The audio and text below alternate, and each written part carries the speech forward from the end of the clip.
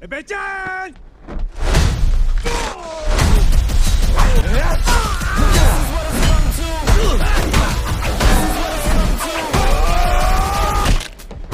ও ভাই এটা আমি কি দেখে এলাম সিনেমা হলে। এরকম সিনেমা কে বানায় ভাই? এত ভাইলেন্স, এত ব্রুটালিটি। ইয়ার ট্রেন কম্পার্টমেন্টের দুটো বগিতে দুজন দাঁড়িয়ে আছে, এক সাইডে হিরো এবং অপর সাইডে হিরোইন। হিরোইনের হাতটা রক্তে ভরে আছে এবং কাচের মধ্যে তার যে রক্তাক্ত হাতটা রয়েছে। এই যে সিনটা না, আপনারা এই সিনটা দেখে না ক্ষোভে ফেটে পড়বেন। আমরা অ্যানিমেলসের কথা বলি, অ্যানিমেল মুভিকে আপনি জাস্ট ভুলে যাবেন। অ্যানিমেল মুভির মতো তিনটে মুভি এই 1 ঘন্টা 55 মিনিটে দেখিয়ে দিয়েছে ডিরেক্টর।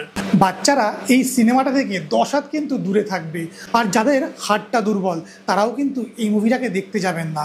আর যদি দেখতে যান তাহলে কিন্তু হলে গিয়ে হয় চোখ বন্ধ করে বসে থাকতে হবে, আর না হলে হল থেকে বেরিয়ে আসতে হবে। এতটাই ব্রুটালিটি দেখানো হয়েছে এই সিনেমাতে।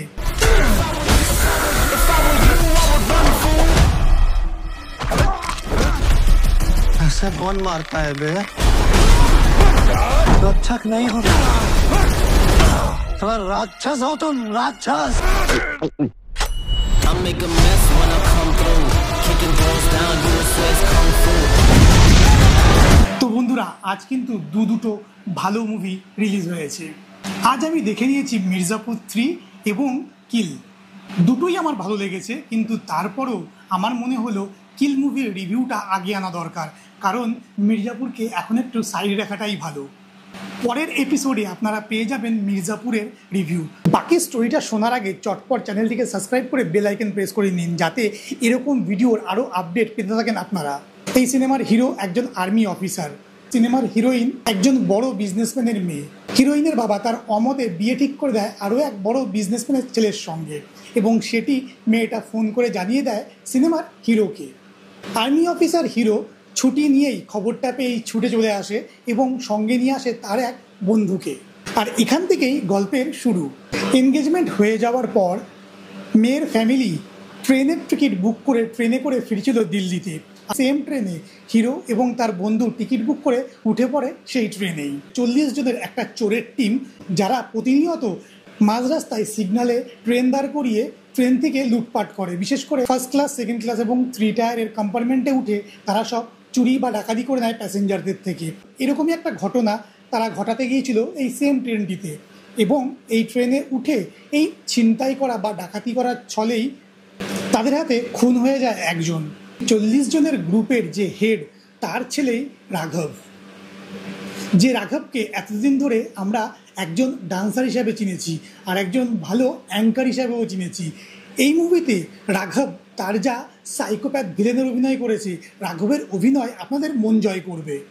রাঘবের পাঁচ লাইনগুলো এই মুভিতে এত ভালো যে আপনাদের কখনো ভীষণ হাসি পাবে, কখনো ভীষণ রাগ পাবে, মনে হবে রাঘবকে সামনে পেলে আপনি যেন মেরে ফেলবেন।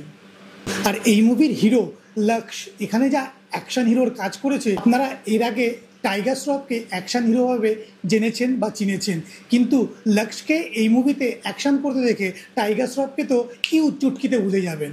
কিল মুভিটা কিন্তু এ সার্টিফিকেট দিয়ে এসছে। এ সার্টিফিকেট আছে মানে ভাববেন না যে এখানে কোনো ফ্যাশন রিলেটেড বা কোনো সেক্সুয়াল সিন দেখানো হয়েছে। এত পরিমাণ ব্রুটাল অ্যাকশন সিকোয়েন্স রয়েছে যে আপনারা দেখলে পরে লিটারালি ভয় পেয়ে যাবেন। প্রতিটা মিনিটে এই মুভিতে আপনারা একের পর এক মার্ডারের সিন দেখবেন, যে মার্ডারগুলো দেখলে পরে আপনি চোখ বন্ধ করতে বাধ্য হবেন। এরকম ভয়ঙ্কর লেভেলের অ্যাকশন সিকোয়েন্স এর আগে তো বলিউড মুভিতে বা ইন্ডিয়ান মুভিতে আগে কোনো দিন দেখা যায়নি। এই মুভিটা দেখে আসবার পর 3 থেকে 4 দিন আপনার মাথায় কিন্তু এই মুভিটাই ঘুরবে। এর অ্যাকশন সিকোয়েন্সগুলো আপনি কিছুতেই আপনার মাথা থেকে বের করতে পারবেন না। অ্যানিমেল মুভিতে 3 ঘন্টা ধরে আপনারা যা অ্যাকশন দেখেছেন, তার থেকে বাপ লেভেলের অ্যাকশন দেখতে পারবেন এই মুভিটাতে, তাও আবার তার ঠিক হাফ সময়ে। মাত্র 1 ঘন্টা 55 মিনিট এই মুভিটার ডিউরেশন। মুভিটি ইন্টারভেল অবধি একটা গতিতে চলে। যে সিনটাতে ইন্টারভেল লেখাটা আসে না, আপনারা, আমি ওটা বলতে চাইছি না, কারণ ওটা বলা মানে স্পয়লার হয়ে যাবে। আপনারা মুভিটাকে দেখুন, তাহলেই বুঝতে পারবেন যে আমি ঠিক কি বলতে চাইছি। আর ইন্টারভেলের পর আপনি যখন স্ক্রিনের সামনে এসে বসবেন, আপনি জাস্ট না হাঁ করে বসে থাকবেন যে আপনি এগুলো কি দেখছেন। আপনাদের মধ্যে যারা হলিউডের রং টার্ন মুভিটা দেখেছেন সেই মুভির সাথে কিন্তু তার ব্রুটালিটির সাথে এবং কিলের ব্রুটালিটির সাথে আপনারা অনেকটা সিমিলার পাবেন। আমি তো মুভিটা ভীষণ এনজয় করেছি এবং আমার কাছে মুভিটা ভীষণ ভালো লেগেছে। যারা অ্যাকশন মুভি দেখতে ভালোবাসেন তাদের তো আমি বলবো চিন্তা না করে এক্ষুনি টিকিট বুক করুন এবং মুভিটিকে দেখে আসুন, কারণ এই এক্সপিরিয়েন্স কিন্তু ছোট পর্দায় আপনারা কোনোদিন পাবেন না, এটা একমাত্র বড় স্ক্রিনেই আপনারা পাবেন। আর রাঘবের এই মুভিতে ডায়লগ ডেলিভারি কখনো আপনাকে হাসাবে, কখনো তার প্রতি রাগ এনে দেবে এবং মনে হবে রাঘবকে সামনে পেলে আপনি হয়তো মেরে ফেলবেন।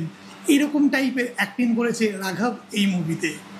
লক্ষ্যের এটা প্রথম বলিউড ডেবিউ, আর লক্ষ্যকে দেখে আপনারা বুঝতেই পারবেন না যে এটা তার বলিউডে ফার্স্ট সিনেমা। কিল সিনেমার মেকাররা কালকির পরের উইকে এই মুভিটাকে রিলিজ করার ডিসিশন নিয়ে কিন্তু খুব বড় ভুল করেছে, কারণ কালকি মুভির জন্য এই মুভিটা কিন্তু অডিয়েন্স খুব কম পাবে। এই মুভিটা কিন্তু অনেক ভালো অডিয়েন্স ডিজার্ভ করে।